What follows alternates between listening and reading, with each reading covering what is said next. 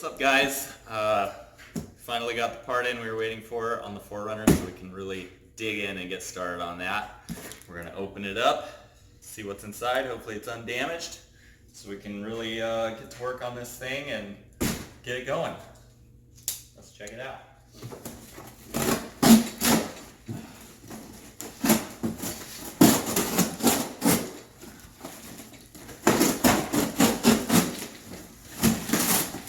Help if I had a really sharp blade.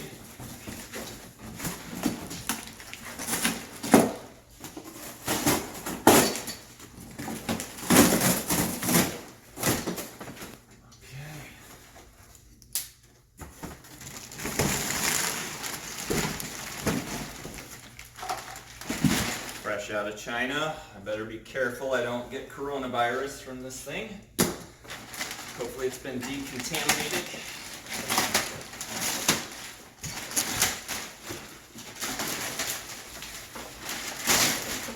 So far so good. And looks totally legit. This is what we're looking for.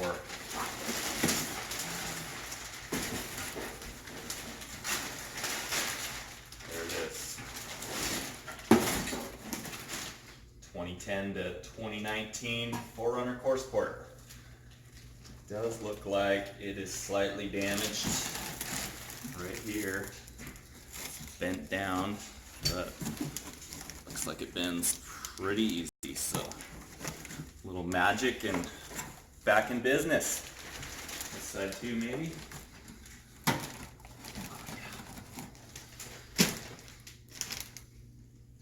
All right. As far as I can tell, everything looks good. All right, so brought the course board outside and took a closer look at it, and it appears that the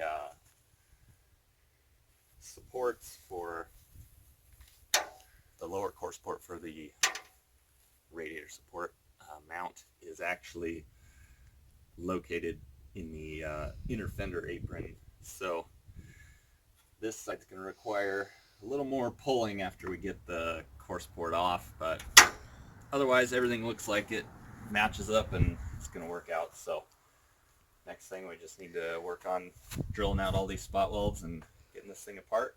We can pull on it a little bit, make sure the new one's going to fit right, and go from there.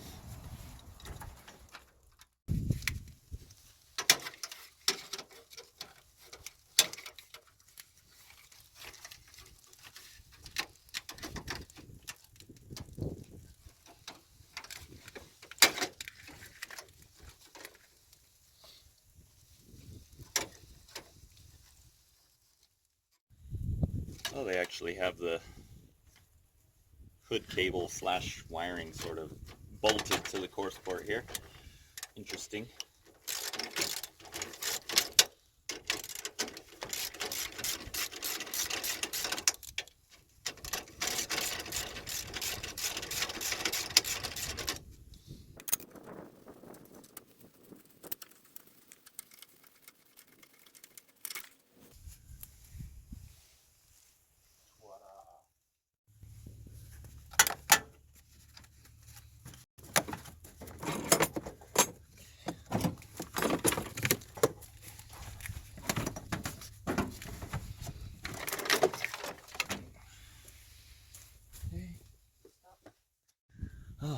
As you can see here, it's got a huge buckle right in the battery support there, so hopefully we can hook on to a few of these spots better once we get the course port out of the way and get this straightened out back to where it needs to be.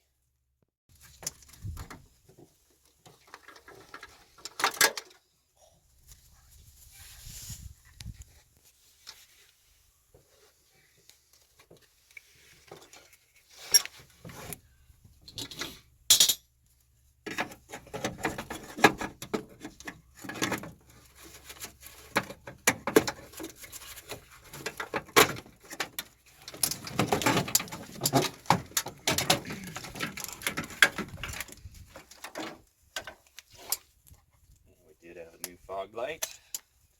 Disconnect that.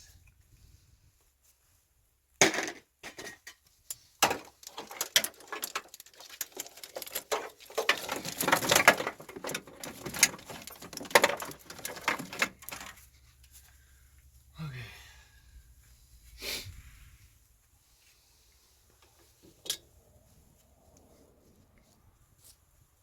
Looks like we are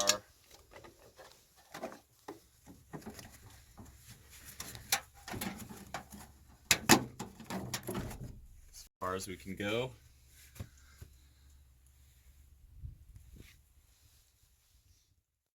So looks like we've gone about as far as we can go now on disassembling the front end here. Hopefully we can just snake through these AC lines once it's coming off. And beyond that, we're ready to start drilling. I think what I have here is about a 1/4 inch drill bit. You can use a grinder or like a flapper disc or drill bit, or they make like they're kind of like miniature hole saws that are made for drilling around spot welds, but those things break all the time and seem like a real waste of time and money. So we're gonna do what we can here, see if we can get this thing off here.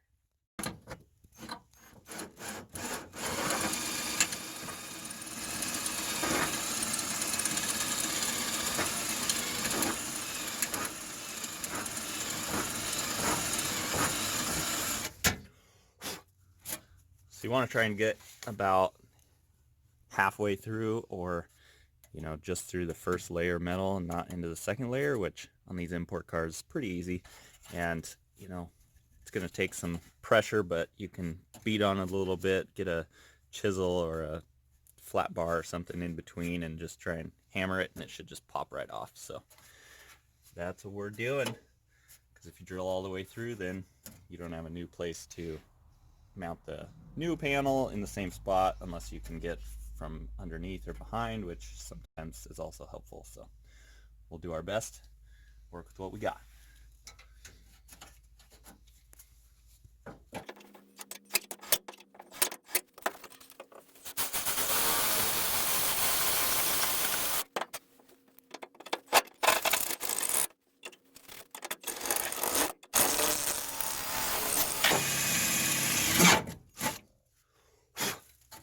And that one went all the way through.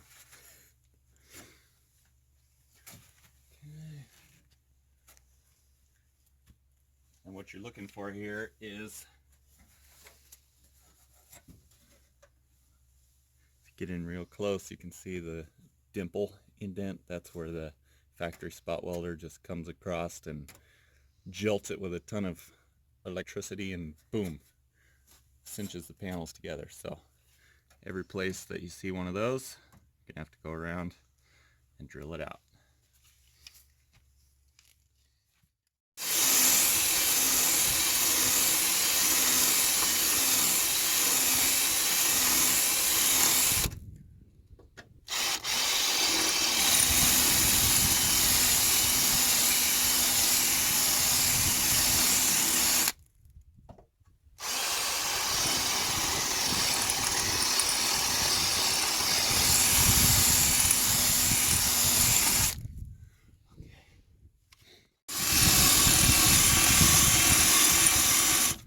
Okay, so on newer cars, it's pretty easy to see all this stuff, every dimple, and it's done by a machine, so it's super easy. But on older cars, you're going to find that these things are really rusty. And even if they're rusted out all around it, I mean, these spot welds are still super hard to get apart. So you want to use like a wire brush and just go over it and just do your best to try and see it. Sometimes you have to start at one end and start splitting the panel apart with a chisel and just finding where it's like still holding tight and drill that spot from there, or grind it down. And old cars, though, sometimes, since they were done by a human, humans make mistakes. They go out drinking the night before or whatever. The first time I ever did this was on a 68 Camaro, and the lower quarter panel on one side had like 16 spot welds on one side, and the other side had 3. So sometimes you get lucky with the classic cars. Alright, so you can see we went all the way around, got some of the spot welds, everything we could get to. Down here, this plate, everything behind it is like sandwiched around this, so there's actually 3 layers. So in some spots I needed to drill it all the way through. And then down inside here, you can barely see that flange right there. We got 4 or 5 spot welds there. That's the last of it on both sides. However, on this side it's really difficult to get to, so I'm going to try to hook on this thing and pull it out some more now. And if that doesn't work, then I'm going to just kind of get the cutoff wheel and cut some of this out so you can just have easier access, get to it that way.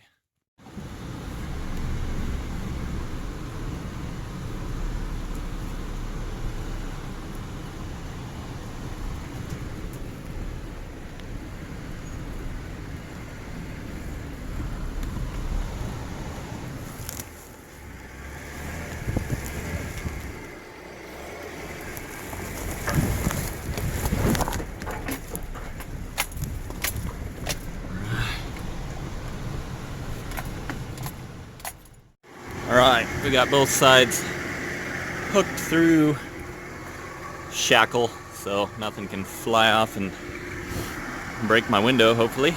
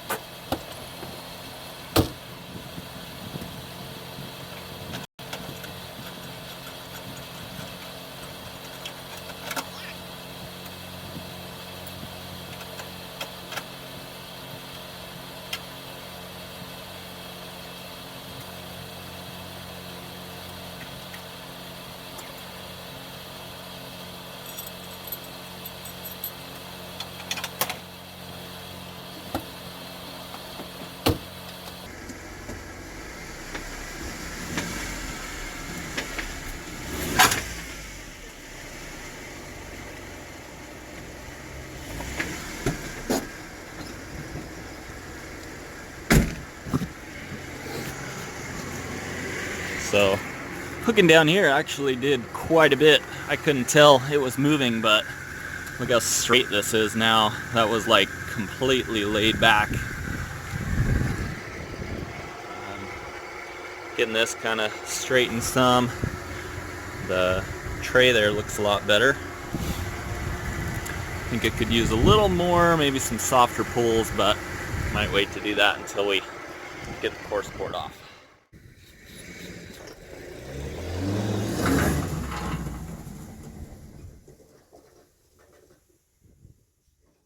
Okay, well, I would say that was a successful mission.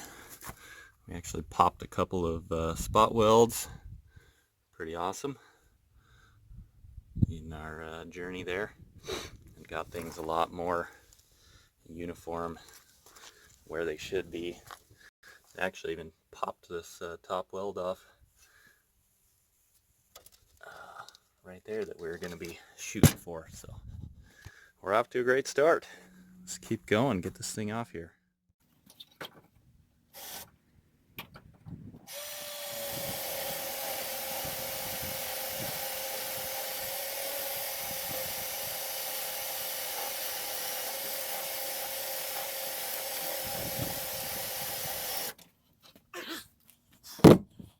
Okay, got all 5 of those drilled now, and get ourselves a pry bar, start prying this sucker apart. Alright, so this is what I'm using right now. I've used this guy for scraping and popping welds many times, and seems to do the trick. 3-pound sledgehammer, and try to show you at least the first one here. Go through and pop her loose. Dig in and get in between the seam. Boom. Easy as pie.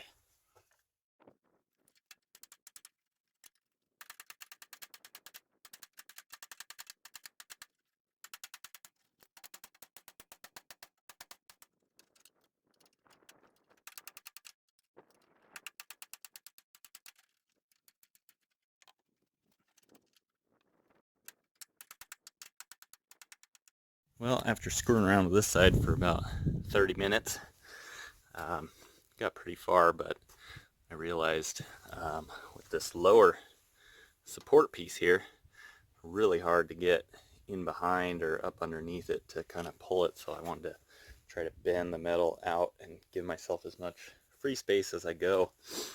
And so you can see on this side, I got all those ones kind of popped out, and did about the same over here. Then brought the old reliable back over, hooked it up, started pulling on it, and a lot of the supports under here just popped right off. So definitely the easier way to go, and give her a little more tension here and check it out.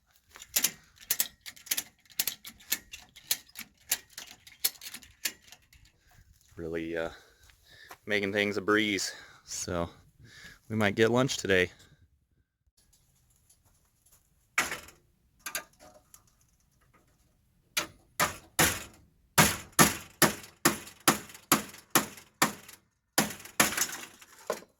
Oh yeah! That sucker's loose as a goose. Check me out, man. I'm free. I'm free at last. If only Martin Luther King were here to see this. Alright, so we'll hook back up on this side and do the same thing.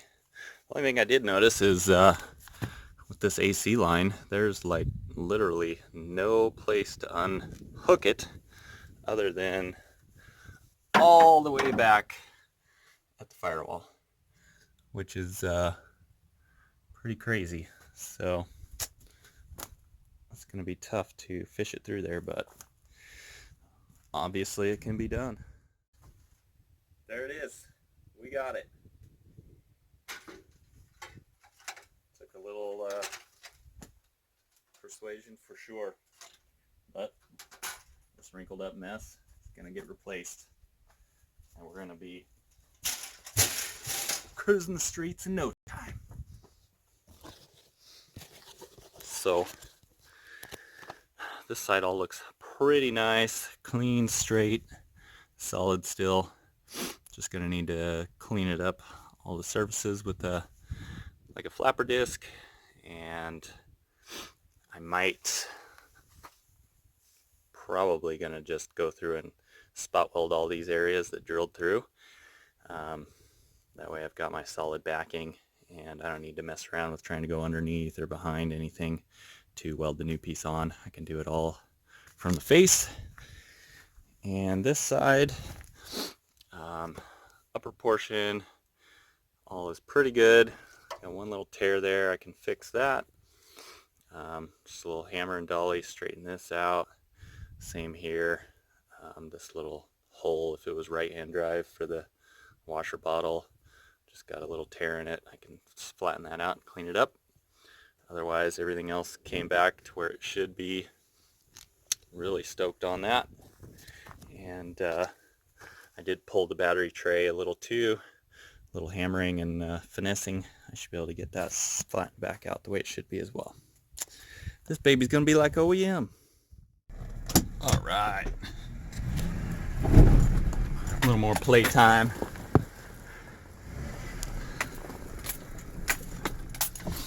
I love being out here so much more than my old house in the city.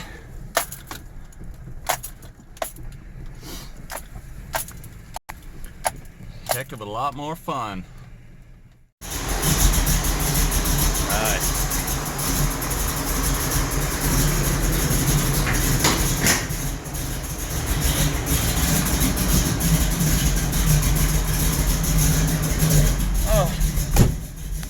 We're gonna take this baby for lunch. It's a beautiful day. I haven't driven it in like a month, so let's go do some rips.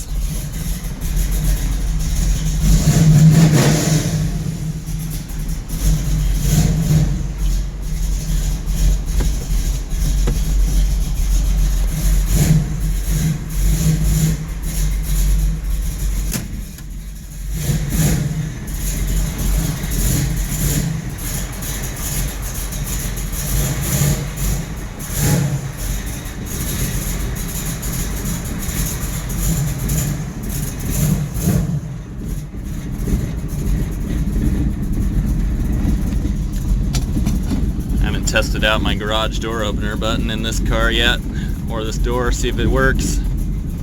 Ooh, nice. We're home free. All right, let's get on it.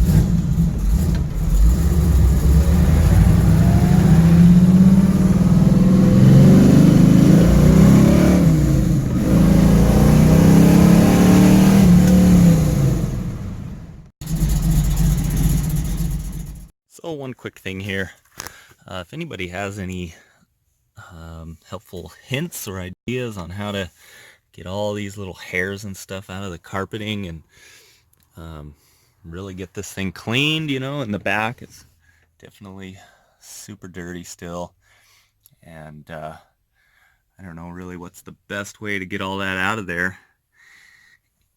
If you got any tips, please leave them below. Thank you. Alright guys, thanks so much for watching. I really appreciate it. If you haven't subscribed yet, please do so. Give me a like, and stay tuned for more to come on the 4runner and everything else we got going on. So thanks again. God bless.